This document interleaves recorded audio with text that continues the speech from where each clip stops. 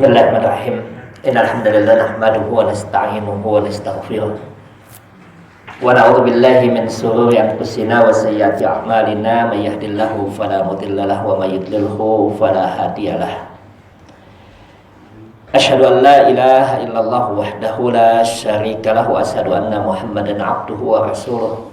Allahumma shalli wa sallim wa barik ala Muhammadin wa ala alihi wa ashabihi wa man ittaba'a hudahu ila yaumiddin. Faqad qala Allah Ta'ala fil Qur'anil Karim, ya ayyuhalladzina amanu taqullaha haqqa tuqatih wa la tamutunna illa wa antum muslimun. Allahumma anfa'na bima 'allamtana wa 'allimna ma yanfa'una wa zidna 'ilma. Allahumma inna nas'aluka ilman nafi'an wa rizqan halalan tayyiban wa amalan mutaqabbala. Ikhwani wa akhwati fillah, jazallahu wa iyyakum jamaah subuh yang dimuliakan Allah Subhanahu wa taala. Alhamdulillah, puji syukur kita panjatkan kepada Allah yang telah memberi kepada kita kenikmatan yang begitu banyak. Kenikmatan untuk bisa beribadah kepada Allah Subhanahu wa taala. Kenikmatan untuk selalu berada di dalam ketaatan kepada Allah Subhanahu wa taala. Salawat dan salam senantiasa kita panjatkan kepada Nabi Muhammad sallallahu alaihi wasallam, keluarganya, para sahabatnya, dan siapa saja yang mengikutinya hingga yaumul qiyamah. Ikhwani wa akhwati fillah, azanallahu wa iyyakum, satu di antara nikmat terbesar yang Allah berikan kepada kita adalah nikmat hidayah. Nikmat hidayah. Ini adalah nikmat yang begitu besar yang Allah Ta'ala berikan kepada kita dibandingkan nikmat-nikmat yang Allah berikan. Ketika kita menyebutkan tentang nikmat hidayah yang Allah berikan kepada kita, betapa besarnya nikmat hidayah ini, kita ketahui banyaknya orang yang tidak mendapatkan hidayah Allah Subhanahu wa taala. Kita ketahui sulitnya seseorang untuk mempertahankan hidayah Allah Subhanahu wa taala. Maka para ulama sebutkan kepada kita bahwa nikmat yang Allah berikan yang paling besar adalah nikmat hidayah kepada seseorang. Maka pada kesempatan pagi hari ini, insyaallah kita akan mencoba melihat dua hal yang terkait tentang permasalahan hidayah. Yang pertama, apa yang disebut dengan hidayah dan buah-buah dari sebuah hidayah yang Allah berikan pada diri seseorang. Yang kedua, kita akan coba membahas terkait bagaimana mempertahankan hidayah yang telah Allah berikan pada diri kita. Karena dua hal ini adalah dua hal yang sangat penting yang harus diketahui oleh seorang mukmin. Yang pertama, ketika kita menyatakan apa yang dimaksudkan dengan hidayah secara bahasa, secara lughawi, bahwa yang dimaksudkan dengan hidayah adalah dalalah. Al-hidayatu hiya dalalah. Hidayah, kata para ulama, maknanya adalah petunjuk. Itulah sebuah hidayah. Dan secara definitif, secara istilah, para ulama sampaikan pada kita yang dimaksudkan dengan hidayah adalah ad-dalalatu 'alal khair. Petunjuk mengarahkan seseorang kepada kebaikan. Para ulama membagi hidayah itu dalam beberapa bentuk yang disebutkan oleh para ulama. Yang pertama yang disampaikan oleh Imam Ibnu Qayyim rahimahullah taala bahwa beliau menyebutkan kepada kita hidayah yang Allah berikan pada seseorang ada yang menyangkut dengan hidayatul ammah dan hidayatul khassah. Kata beliau, hidayah itu ada yang bersifat umum, petunjuk secara umum, dan ada yang bersifat khusus. Imam Ibnu Rajab Al-Hambali dalam kitabnya beliau menyebutkan kepada kita dengan istilah yang lain. Apa kata beliau? Beliau sampaikan kepada kita bahwa hidayah yang Allah berikan kepada seseorang ada yang bersifat hidayatul mutlaq dan ada hidayatul tafsiri. Ada hidayatul mutlaq dan ada hidayatul tafsir. Ada hidayah yang sifatnya lepas yang Allah berikan kepada setiap manusia, dan ada yang bersifat rinci yang terkait dengan keimanan, kebaikan, ketaatan seseorang kepada Allah Subhanahu wa taala. Bahkan dalam kitabnya secara detail Syekh Utsaimin menyebutkan kepada kita, dan ini adalah definitif pembagian yang sangat luar biasa beliau sampaikan kepada kita, bahwa kata beliau bahwa hidayah, petunjuk yang Allah Ta'ala berikan kepada seorang hamba, secara umum beliau sampaikan terbagi pada dua, yaitu yang pertama kata beliau hidayatul irsyad wal bayan. Hidayatul irsyad wal bayan, petunjuk Allah Ta'ala berupa bimbingan dan penjelasan. Ada irsyad, ada bayan yang Allah berikan kepada setiap manusia. Dan ini adalah keadilan Allah Subhanahu wa taala. Allah berikan hidayah itu pada setiap manusia. Ada hidayatul irsyadi wal bayan. Di antara hidayatul irsyadi wal bayan yang Allah taala berikan adalah Allah taala turunkan di setiap umat para nabi. Itu adalah hidayatul irsyad wal bayan. Maka Allah katakan kepada kita, wa ma nu'adzibu, tidaklah kami siksa mereka, kami azab mereka, melainkan setelah Allah turunkan kepada mereka para rasul. Ini adalah hidayatul irsyadi wal bayan. Allah turunkan kepada setiap kaum kitab bimbingan, kitab suci, baik itu berupa kitab suci maupun suhuf, lembaran-lembaran yang Allah berikan berupa syariat-syariat Allah Subhanahu wa taala. Dan ini adalah bagian daripada hidayah Allah Subhanahu wa taala yang disebutkan dengan hidayatul irsyadi wal bayan. Yang kedua beliau katakan hidayah yang lebih khusus Allah taala berikan adalah hidayatul taufiq. Hidayatul taufiq, yaitu hidayah yang Allah Ta'ala berikan kepada seseorang untuk senantiasa berada di dalam ketaatan kepada Allah Subhanahu wa Ta'ala. Jadi hidayah yang Allah khususkan, Allah berikan kepada seseorang untuk berada di dalam ketaatan kepada Allah Subhanahu wa Ta'ala, dan ini adalah hidayatul taufiq. Maka dari sisi ini kata beliau, dari sisi hidayah tadi, hidayatul irsyadi wal bayan, Allah berikan berupa bimbingan dan petunjuk kepada seluruh manusia, menunjukkan keadilan Allah Subhanahu wa taala kepada seluruh manusia. Kepada mereka Allah datangkan kepada mereka hidayah-hidayah petunjuk agar mereka berada di dalam ketaatan kepada Allah Subhanahu wa taala.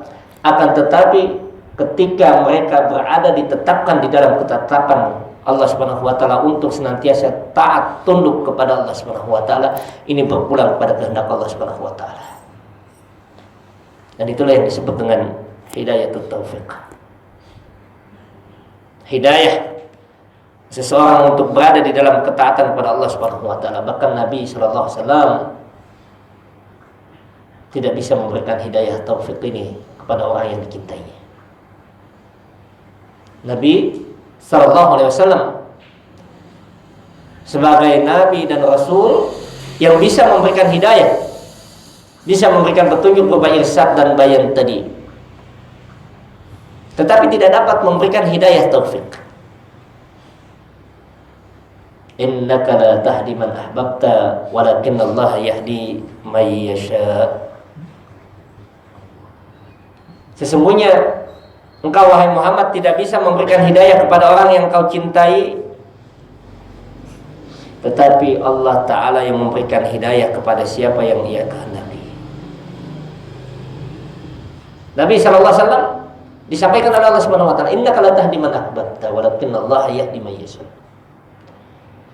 Wahai Muhammad, sungguh kamu tidak bisa memberikan hidayah kepada siapa yang kamu kehendaki, tetapi Allah Subhanahu wa taala memberikan hidayah kepada siapa yang ia kehendaki. Nah, ini hidayah taufik. Tetapi ketahui jemaah yang dimuliakan Allah Subhanahu wa taala, bahwa ketika Allah Subhanahu wa taala memberikan hidayah taufik pada diri seseorang,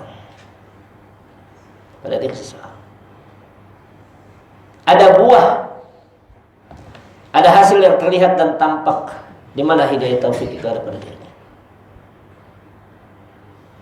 Jadi ada indikasi, ada indikator yang bisa terlihat pada diri seseorang, apakah hidayah taufik itu ada pada dirinya.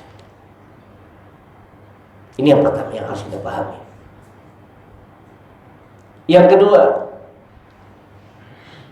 bahwa seseorang yang mendapatkan hidayah taufik dari Allah Subhanahu wa taala, kalau dia tidak menjaganya, tidak merawatnya, tidak membinanya, tidak membangunnya hidayah taufik itu dengan baik, apa yang terjadi? Bisa jadi hidayah taufik itu akan dicabut oleh Allah Subhanahu wa taala.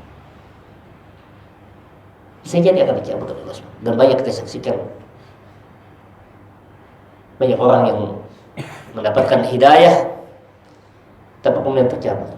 Ada orang yang sudah Allah berikan hidayah untuk mengenakan pakaian muslimah, tapi kemudian dilepaskan, bahkan mengolok-olok agama dan syariat Allah Subhanahu wa taala dengan dalil logika yang rendah.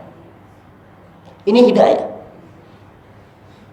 Ada orang yang kita saksikan dia mendapatkan hidayah memeluk agama Islam, di akhir kehidupannya dia kembali kepada kekufuran. Ini hidayah. Ada orang yang Allah berikan hidayah ke arah Islam, lalu kemudian dia kembali lagi pada kufur, kembali lagi pada Islam, kembali lagi pada kufur, dan akhir hidupnya yang Allah sampaikan kepada kita, summazidadu kufra, Allah tambahkan kepadanya kekufuran. Ini hidayah. Jadi hidayah yang Allah berikan pada seseorang, hidayah atau taufik itu, ada hidayah yang harus dipahami bahwa ada indikator-indikasi hidayah itu tampak pada dia, apakah dia mendapatkan hidayah taufik atau tidak. Dan yang kedua yang harus dia pahami, bahwa hidayah nikmat yang Allah berikan pada dia berupa taufik tadi, kalau tidak dia jaga dengan baik, apa yang terjadi? Bisa jadi Allah cabut. Dan saya selalu menyampaikan hadis Nabi SAW yang ditakutkan oleh para ulama. Hadis di antara hadis yang paling ditakutkan oleh para ulama adalah sebuah hadis Nabi SAW, di mana beliau menyatakan, apa kata Nabi SAW? Wa inna ahadakum la ya'malu bi amali ahli jannah hatta bainahu wa bainaha illa dhira fayasbiqu alaihi alkitab fayamalu bi amali ahli an-nar fayadkhulaha. Hadis yang paling ditakutkan oleh para ulama, apa kata Nabi SAW? Dan sungguh seorang di antara kalian ada yang dia beramal dengan amalan ahli surga sampai jarak dia dengan surga tinggal lagi satu hasta. Tinggal lagi satu hasta.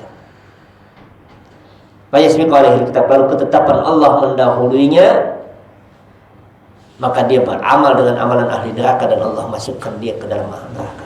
Hadis di antara hadis yang paling ditakutkan oleh para ulama. Kalau Allah cabut hidayah itu, bisa jadi.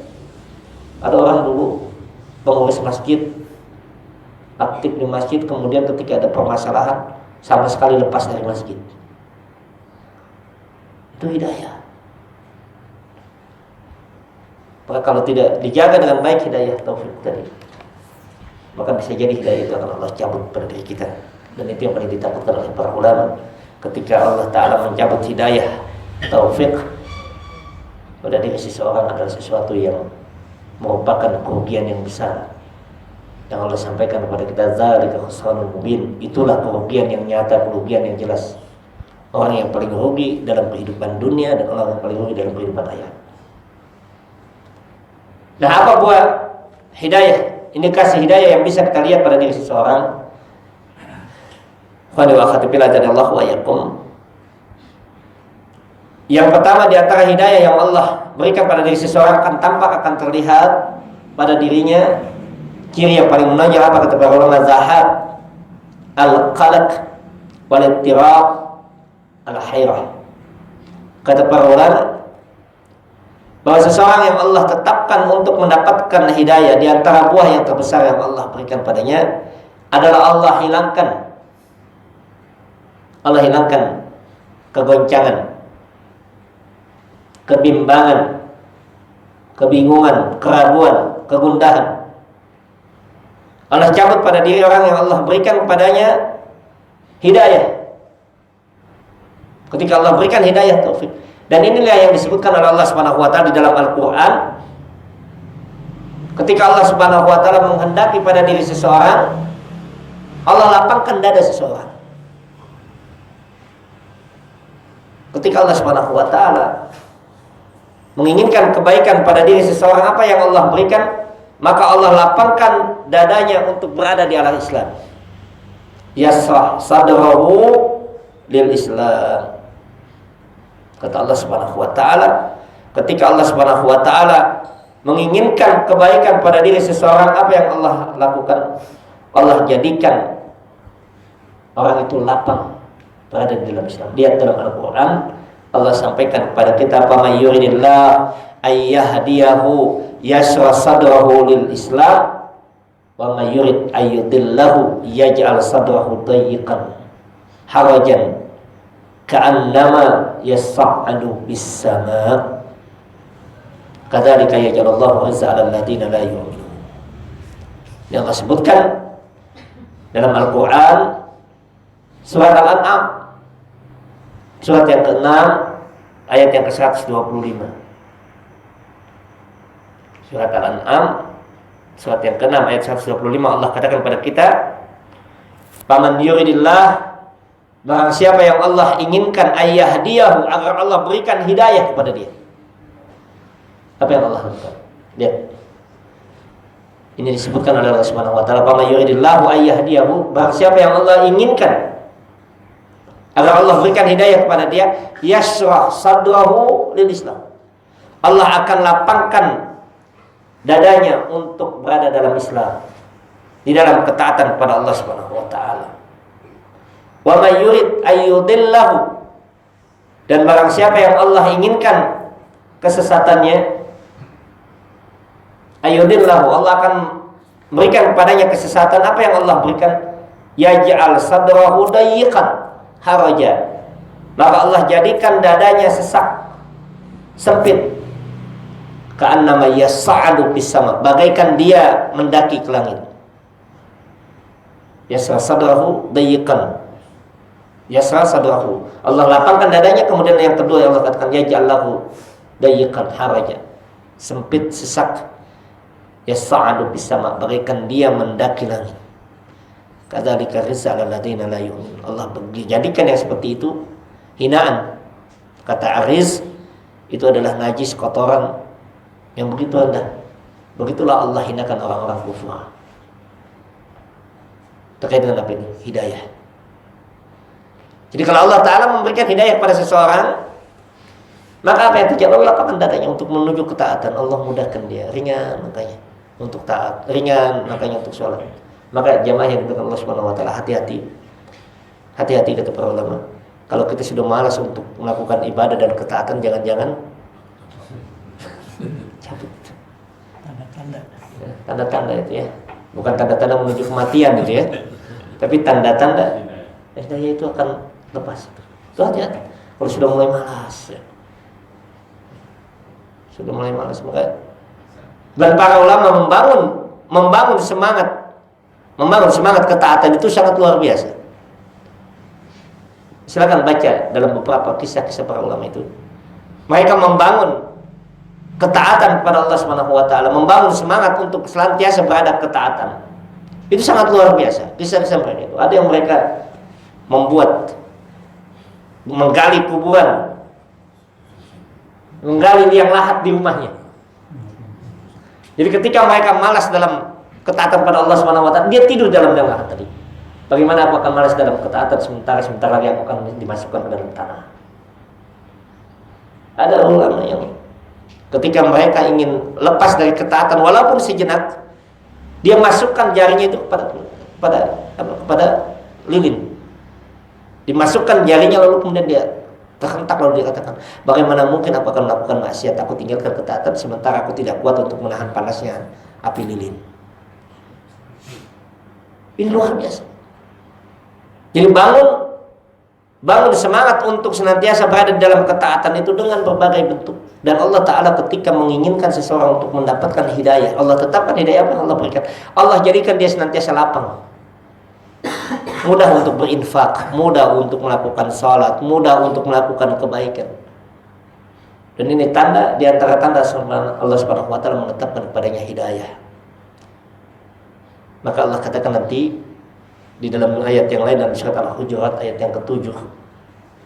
Itu Allah sampaikan kepada kita dalam surat Al-Hujurat, walakinnallaha habbaba ilaikumul iman wa zayyanahu fi qulubikum wa karaha ilaikumul kufra wal fusuqa wal isyan. Dalam surat Al-Hujurat itu surat 49 ayat yang ke-7 Allah katakan kepada kita, akan tetapi Allah Ta'ala menjadikan kalian cinta kepada iman. Habbaba, mencintai ilaikum, pada kalian, menjadikan kalian cinta kepada iman. Wa zayyanahu fi qulubikum, dan iman itu dihiaskan di dalam hati kalian. Nanti ini dalil kata para ulama bahwa iman itu letaknya di dalam hati.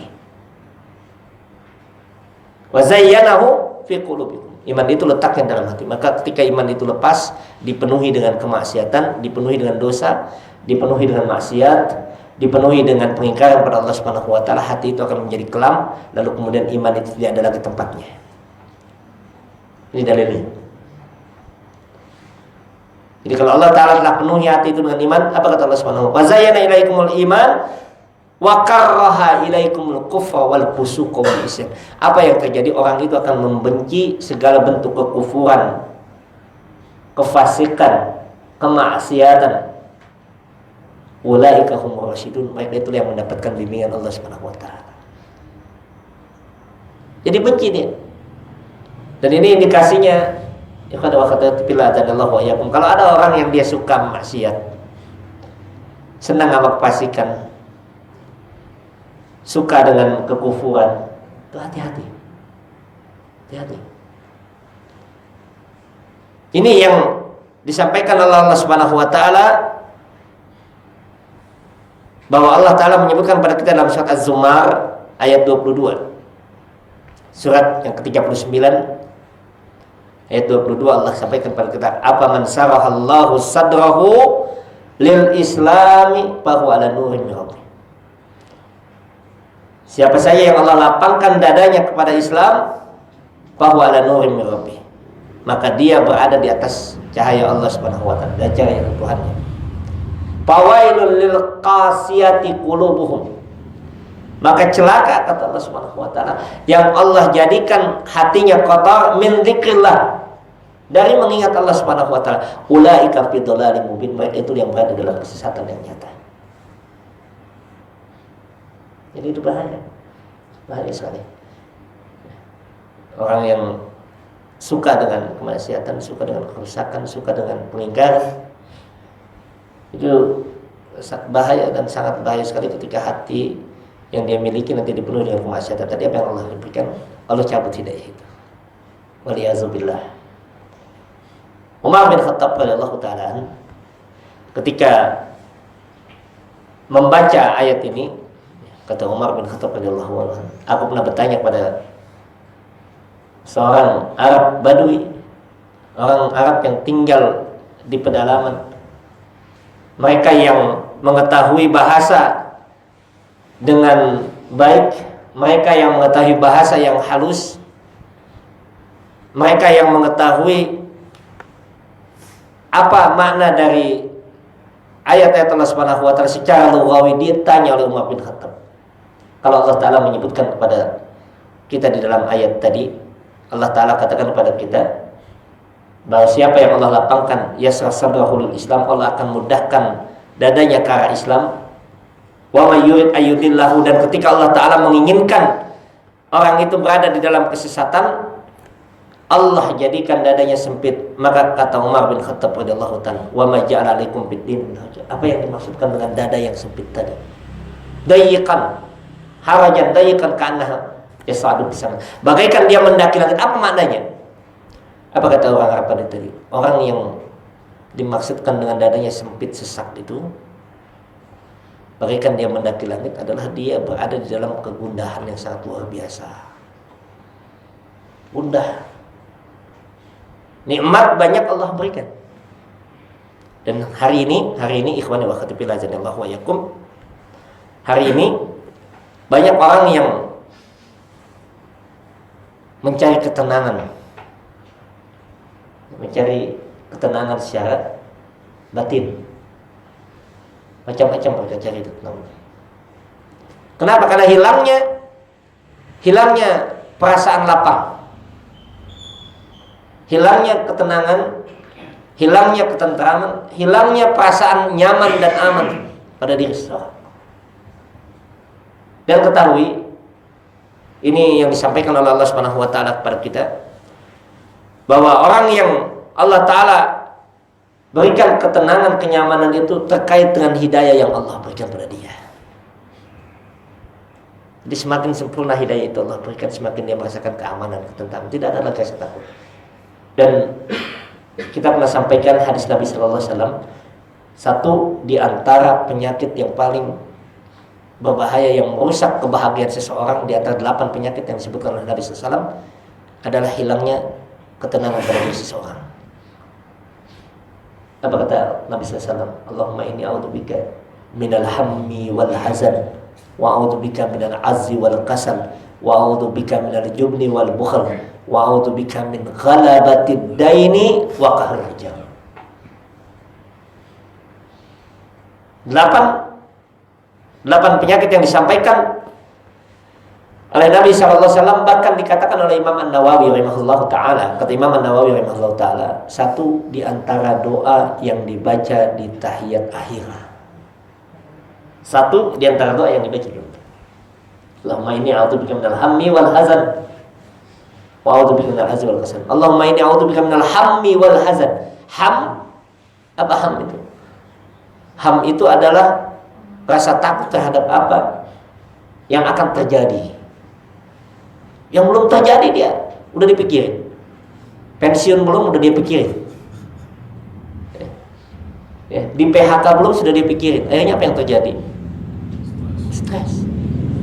Stres, stroke, stop. Itu yang terjadi. Dan di zaman sekarang, ikhwani wa akhwati fillah jannallahu wa yakum, ketenangan itu adalah sesuatu yang mahal.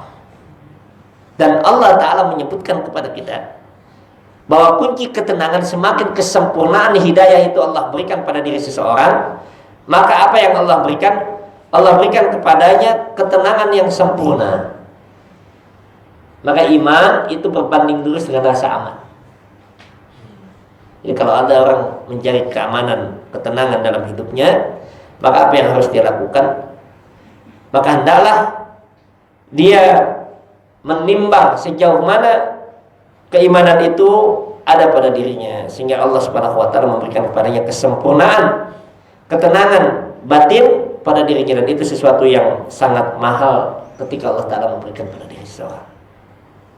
Dan ini yang pertama yang disampaikan oleh para ulama kepada kita, bahwa di antara buah terbesar yang Allah berikan pada diri seseorang untuk mendapatkan indikasi, mendapatkan hidayah Allah Subhanahu wa taala adalah ketika seseorang itu Allah hilangkan rasa takut, rasa gundah, rasa cemas, kegoncangan yang ada pada dirinya. Ini nikmat yang Allah berikan pada seseorang. Kemudian yang kedua, yang dikatakan oleh para ulama, di antara tanda indikasi Allah Ta'ala memberikan kepada seseorang kenikmatan untuk mendapatkan hidayah taufik yang Allah berikan, apa yang disampaikan oleh para ulama kepada kita. Yang kedua disebutkan bahwasanya Allah Ta'ala memberikan kepada orang tersebut kenikmatan hidayah dengan apa? Dengan Allah Ta'ala menjadikan orang tersebut arifatul makanah. Allah tempatkan dia dalam kedudukan yang tinggi di sisi Allah Subhanahu wa taala, kedudukan yang mulia di sisi Allah Subhanahu wa taala. Apa maknanya? Apa maksudnya ketika Allah Ta'ala memberikan pada seseorang dengan keimanan yang Allah berikan, yang Allah sampaikan pada dia, hidayah yang Allah tetapkan pada dirinya, Allah berikan padanya rif'ah, yaitu kedudukan, derajat, tingkatan yang tertinggi di sisi Allah Subhanahu wa taala, adalah Allah Ta'ala muliakan dia dengan hidayah, nikmat hidayah yang Allah berikan padanya. Maka Allah muliakan dia dengan apa? Dengan memberikan kepadanya kedudukan di sisi Allah Subhanahu wa taala. Dan Allah sebutkan ini di dalam banyak ayat Allah Subhanahu wa taala. Banyak ayat Allah Subhanahu wa taala yang menyebutkan kepada kita betapa Allah tinggikan kedudukan orang-orang yang berada di dalam hidayah Allah Subhanahu wa taala. Maka tidak pernah orang yang mendapatkan hidayah Allah Subhanahu itu merasa rendah dengan harta, merasa rendah di hadapan kedudukan. Enggak akan pernah. Kalau Allah tetapkan pada dia hidayah, dia tidak akan pernah merasakan kerendahan di hadapan orang yang berharta, di hadapan orang yang memiliki kedudukan, di hadapan orang yang memiliki pangkat dan sebagainya. Kalau dia yakin bahwa ukuran kemuliaan yang Allah berikan adalah ketika Allah tetapkan hidayah itu pada diri seseorang, bukan kedudukan harta. Lihat apa kata para ulama tentang hal ini. Para ulama sampaikan berkata, nikmat-nikmat yang begitu banyak yang Allah berikan, adanya nikmat harta, nikmat anak, nikmat keluarga, nikmat jabatan, nikmat kedudukan yang Allah berikan pada diri seseorang. Semua nikmat itu akan bisa menghinakan dia di dunia ataupun di akhirat. Coba sebutkan. Nikmat harta yang Allah berikan pada diri seseorang, nikmat harta itu bisa menghinakan dia di dunia ataupun di akhirat. Nikmat harta, nikmat jabatan, nikmat kedudukan yang Allah berikan pada diri seseorang itu bisa menghinakan dia dalam kehidupan dunia, akhirat, ataupun dalam kehidupan dunia dan akhirat. Nikmat ilmu, semua nikmat yang Allah berikan pada seseorang itu akan bisa jadi menghinakan dia dalam kehidupan dunia ataupun dalam kehidupan akhirat. Tetapi nikmat hidayah yang Allah berikan pada diri seseorang, Allah jamin tidak akan pernah menjadikan dia hina. Hanya nikmat itu. Kalau Allah berikan hidayah pada diri seseorang, Allah memberikan jaminan bahwa tidak pernah nikmat itu akan menghinakan dia, baik dalam kehidupan dunia ataupun dalam kehidupan akhirat. Tidak akan pernah nikmat hidayah itu menjadikan dia hina, dan dia tidak akan pernah terhina dengan apa yang Allah berikan pada dirinya. Nah, ini buah hidayah yang kedua yang disampaikan oleh para ulama kepada kita, bahwa orang yang mendapatkan hidayah Allah Subhanahu wa taala, dia akan mendapatkan kedudukan yang tertinggi di sisi Allah Subhanahu wa taala. Kenapa? Dia tahu bahwa inna akramakum indallahi atqakum, bahwa orang yang paling mulia di sisi Allah Subhanahu wa taala bukan diukur dari hartanya, bukan diukur dari jabatannya, bukan diukur dari kedudukannya, bukan itu dari pendidikannya. Tapi bagaimana Allah mengukur pada ketakwaan seseorang. Dan ketakwaan itu apa? Dengan apa? Dengan hidayah yang Allah berikan. Innallaha la yanzuru ala ajsamikum wala ila suwarikum walakinnallaha yanzuru ila qulubikum wa amalikum. Itu kata Nabi sallallahu alaihi wasallam. Innallaha la yanzuru, Allah Ta'ala sungguh tidak melihat ila ajsamikum, kepada fisik kalian, wala ila suwarikum, dan Allah Ta'ala tidak melihat kepada wajah-wajah kalian. Walakinallaha yanzuru ila, akan tetapi Allah Ta'ala melihat kepada apa? Ila qulubikum, pada hati kalian. Allah lihat kepada hati-hati kalian. Wa amalikum, dan amal-amal kalian. Dan amal itu adalah buah dari hidayah yang Allah berikan. Jadi dia mengukur dari amal. Maka ada para ulama mengatakan, kalau Allah engkau dikalahkan oleh seseorang dengan hartanya, dan ini luar biasa. Nasihat seorang ulama kepada kita. Kalau engkau dikalahkan oleh seseorang dengan hartanya, maka apa kata para ulama? Kalahkan dia dengan amal kalian. Datang dalam hadis Muslim, diriwayatkan oleh Imam Muslim, disebutkan datang sekelompok orang-orang du'afa kepada Nabi SAW. Orang-orang fakir di kalangan para sahabat ridwanullah ajmain datang kepada Nabi SAW. Dan ini hadisnya ada dalam riwayat Imam Muslim, disebutkan pula oleh Imam An-Nawawi di dalam kitab Riyadhus Shalihin, sebagaimana yang dituturkan oleh sahabat Abu Hurairah radhiyallahu taala. Datang para sahabat yang fuqara, yang fakir kepada Nabi SAW. Zahaba ahlud dustur bil khair. Dan berangkatlah mereka orang-orang yang punya kemuliaan, yang punya harta, yang punya kedudukan, yang terhormat, dengan harta mereka akan mendahului kami dalam kebaikan dan surga. Lalu Nabi SAW mengatakan, apa yang terjadi dengan kalian? Jadi mereka iri dengan orang-orang yang memiliki harta, memiliki kedudukan, memiliki kemuliaan dengan apa yang Allah berikan dari nikmat-nikmatnya. Mereka datang kepada Nabi SAW, mereka iri kepada mereka. Mereka mendatangkan kebaikan.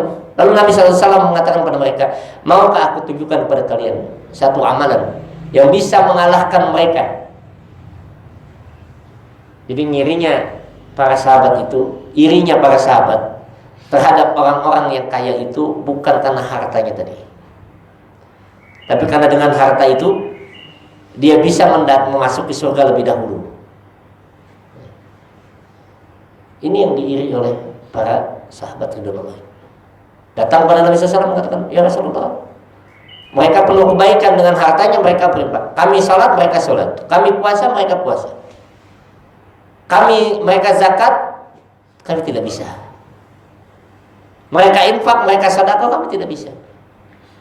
Jadi lebih dahulu mereka dalam kebaikan. Ini yang diiri oleh para sahabat ridwanullah ini. Kalau kita yang diiri dari harta orang apa? Dan ini yang ditangisi oleh Sayyidatuna Khadijah. Ini yang ditangisi oleh Sayyidatuna Khadijah. Ketika satu kali disebutkan Khadijah menangis beliau. Sampai Rasulullah SAW bertanya kepada Khadijah, ya Khadijah, lima tabaqin? Kenapa kau tangis? Kenapa kau menangis, wahai Khadijah? Apakah engkau menangisi hartamu yang telah engkau infakkan di jalan Allah Subhanahu wa taala, yang engkau habiskan di jalan Allah Subhanahu wa taala? Engkau menangisi itu, wahai Khadijah. Apa kata Khadijah? Wahai Rasulullah SAW, wahai Muhammad SAW, sungguh tidaklah aku tangisi dari hartaku, melainkan aku menangisi bagaimana mungkin aku nanti bisa berinfak lagi. Jadi yang ditangisi oleh Khadijah bukannya hilangnya harta itu untuk dirinya, tetapi hilangnya harta itu sehingga dia tidak lagi bisa berinfak. Luar biasa. Kalau Allah Ta'ala memberikan hidayah kepada seorang. Tetapi para sahabat tadi datang pada Nabi SAW. Lalu Nabi SAW mengajarkan kepadanya untuk melakukan ibadah berupa salat. Salat apa? Salat duha. Akhirnya ahlul dustur tadi, orang-orang yang memiliki kemuliaan dengan hartanya, dia mengetahui kebiasaan mereka. Oh, ini sholat duha, kata Nabi SAW. Maka diikuti oleh orang-orang yang memiliki harta tadi, diikuti dia juga sholat duha. Datang lagi orang fakir tadi, ya Rasulullah, kami kalah lagi gitu. Giliran kami sholat duha, mereka juga sholat duha. Apa kata Nabi SAW? Itulah keutamaan yang Allah berikan kepada setiap orang. Jadi ada orang yang Allah berikan keutamaan dengan amalan-amalan tertentu. Tetapi di antara hidayah, buah yang paling terbesar yang Allah berikan dari hidayah seseorang adalah ketika Allah Ta'ala menempatkan seseorang dalam kedudukan yang mulia di antara manusia. Ini nikmat. Yang ketiga, ikhwani wa akhwati fillah, Allah wa yakum. Di antara buah hidayah yang Allah berikan adalah adabtu lis-suluki ma yatamina masyakil wal salat. Itu orang yang Allah Ta'ala berikan hidayah kepada mereka, maka Allah Ta'ala tetapkan mereka di dalam jalan orang-orang yang terjaga di sisi Allah Subhanahu wa Ta'ala, di dalam penjagaan Allah Subhanahu wa Ta'ala. Dan ini banyak hadis-hadis Nabi sallallahu alaihi wasallam menyampaikan kepada kita betapa mereka yang mendapatkan hidayah Allah Subhanahu wa Ta'ala itu mereka dijaga oleh Allah Subhanahu wa Ta'ala untuk senantiasa berada di dalam kebaikan. Dan ini hidayah, buah dari sebuah hidayah.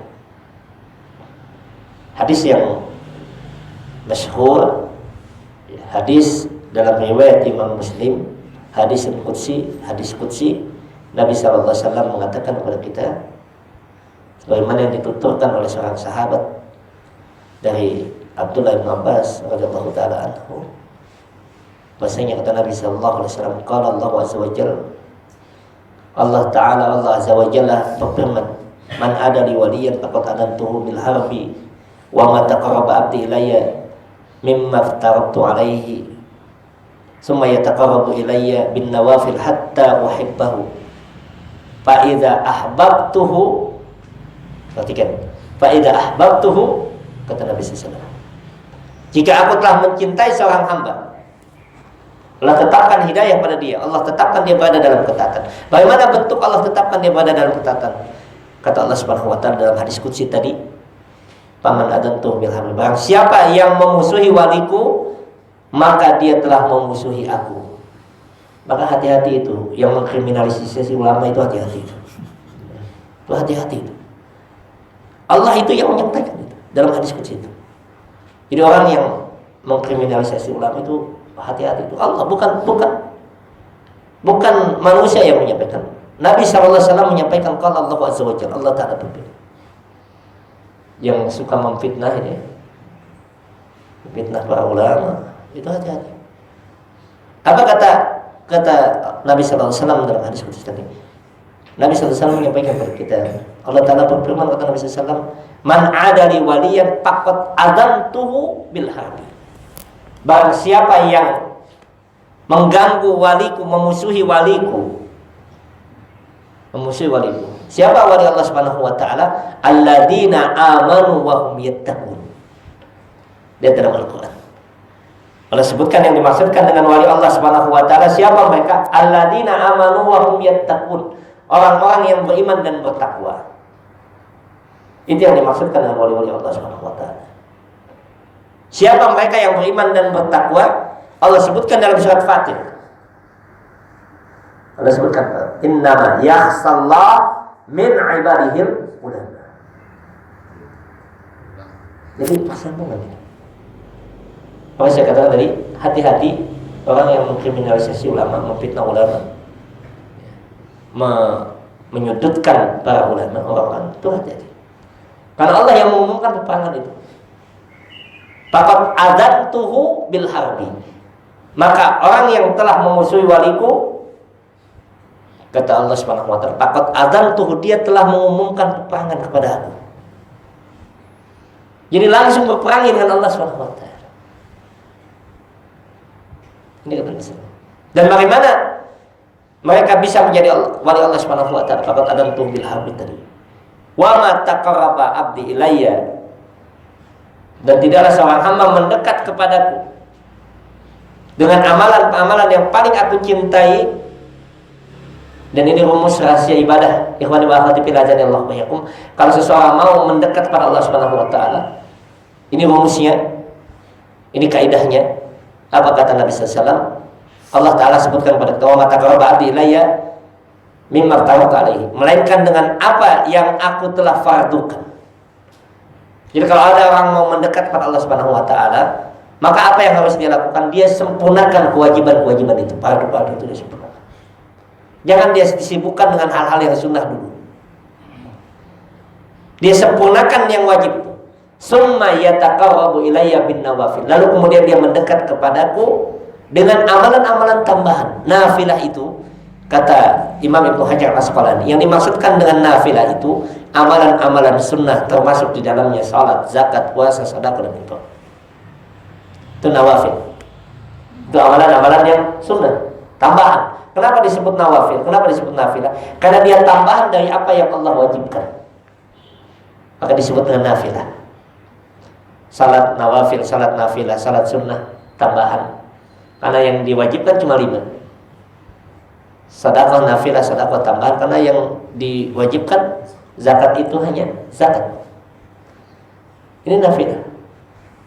Sebagai tambahan apa? Tambahan untuk dia mendapatkan kebaikan di sisi Allah Subhanahu wa taala. Jadi kalau seseorang Allah tetapkan dia mendapatkan hidayah Allah Subhanahu wa taala, maka mudah bagi dia untuk melakukan amalan-amalan yang sunnah tadi.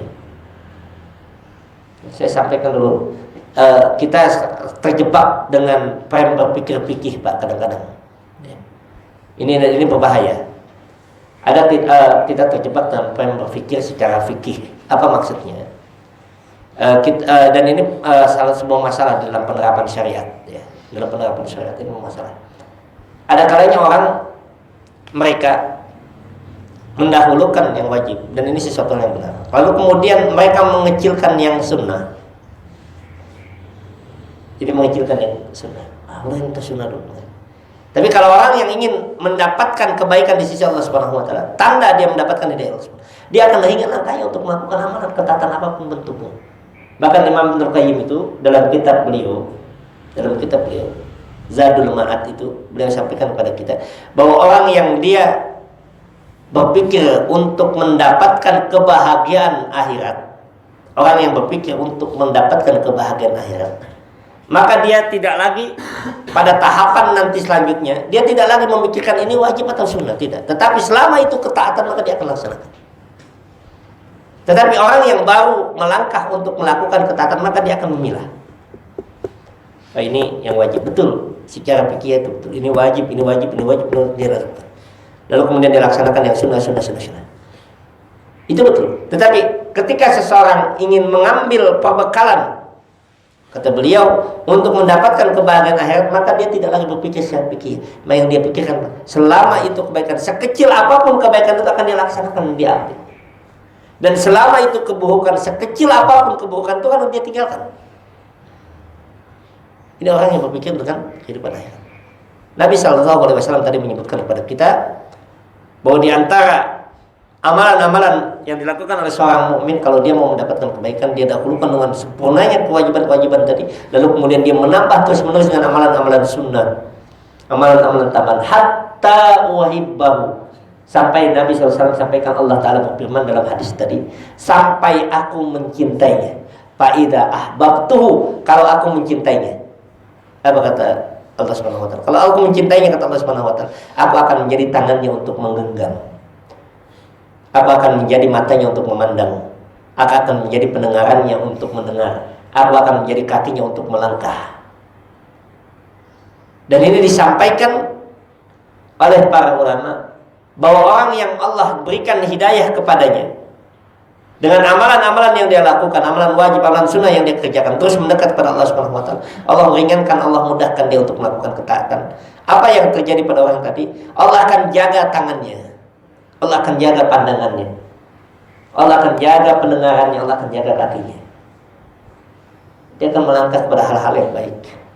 Allah jaga. Ketika dia ingin melangkah satu hal yang buruk, Allah berikan kesulitan. Ketika dia ingin memandang sesuatu yang tidak baik, Allah berikan kesulitan. Ketika dia ingin melakukan dengan tangannya sesuatu yang tidak baik, Allah berikan halangan. Allah jaga. Allah jaga orang tersebut untuk berada tetap dalam hidayah Allah Subhanahu wa taala, di dalam ketaatan kepada Allah Subhanahu wa taala. Bahkan yang lebih luar biasa lagi, kata Nabi sallallahu alaihi wasallam, bahwa ketika dia meminta kepada Allah Subhanahu wa taala, tidak akan Allah tolak. Kalau dia meminta tolong kepadaku, kata Nabi sallallahu alaihi wasallam dalam hadis qudsi tadi, kalau dia meminta tolong kepadaku, kepada Allah Subhanahu wa taala, maka pasti akan aku berikan pertolongan. Dan kalau dia minta perlindungan kepadaku, pasti aku akan melindungi. Ini apa? Ini menunjukkan tentang apa? Menunjukkan tentang penjagaan yang Allah berikan kepada orang-orang yang mendapatkan hidayah Allah Subhanahu wa taala.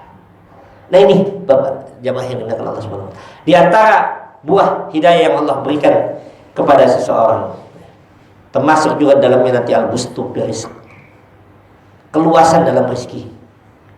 Keluasan dalam rezeki yang Allah berikan. Jadi kalau orang mendapatkan hidayah Allah Subhanahu wa taala, dia akan tidak pernah takut dengan rezekinya. Dia akan bertawakal kepada Allah Subhanahu wa taala dalam rezekinya. Allah yang akan memberikan keluasan dalam rezeki. Bukan dia bersandar kepada manusia, kenapa? Karena dia senantiasa bertawakal kepada Allah Subhanahu wa taala. Dan ini disebutkan oleh Nabi sallallahu alaihi wasallam, ya. Lau tawakkal haqqa tawakkuli, kata Nabi sallallahu alaihi wasallam. Seandainya kalian bertawakal sebenar-benar tawakal, haqqa tawakkuli, niscaya la razaqtakum. Allah taala akan berikan kalian rezeki sebagaimana Allah berikan rezeki kepada seekor burung. Ya. Bagaimana seekor burung? Burung nggak pernah sekolah, kan? Tidak pernah sampai S2, S3 itu. Itu burung. Coba perhatikan. Dan Nabi SAW selalu memberikan perumpamaan dengan burung. Ya.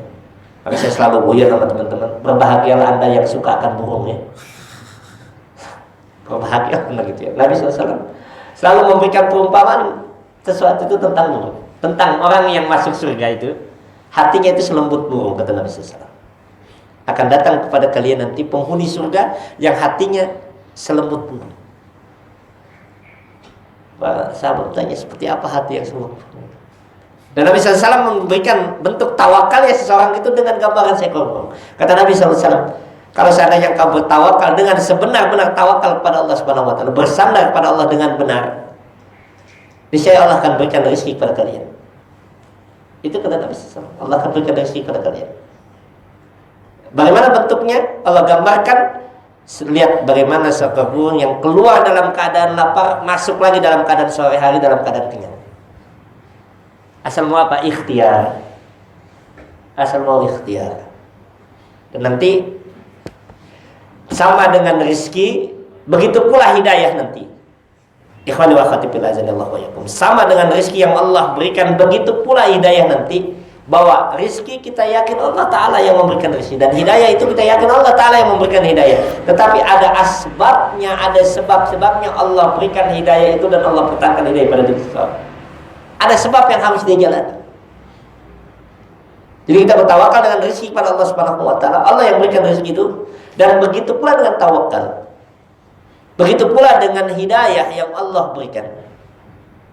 Bahwa kita tahu bahwa yang memberikan hidayah itu adalah Allah Subhanahu wa taala. Yang menetapkan hidayah taufik adalah Allah Subhanahu wa taala pada diri seseorang. Maka terkait dengan hidayah tadi juga Allah berikan sebab untuk kita mempertahankan hidayah.